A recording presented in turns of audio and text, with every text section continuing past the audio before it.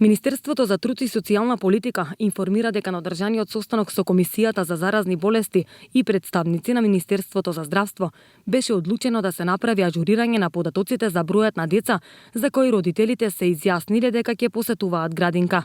Согласно донесениот протокол, приоритет за згрижување има дете на самохран родител кој што е во работен однос и дете на двајца родители кои се во работен однос, а работните задачи мора да ги извршуваат на работното место.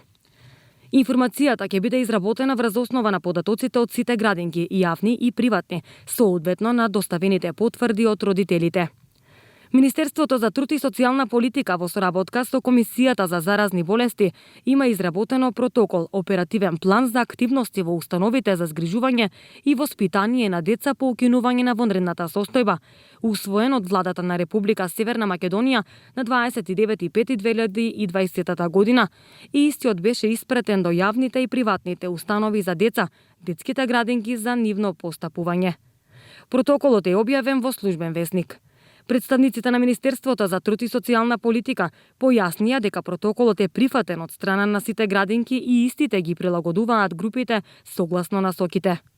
Министерството за труд и социјална политика нема добиено насоки за измена на протоколот.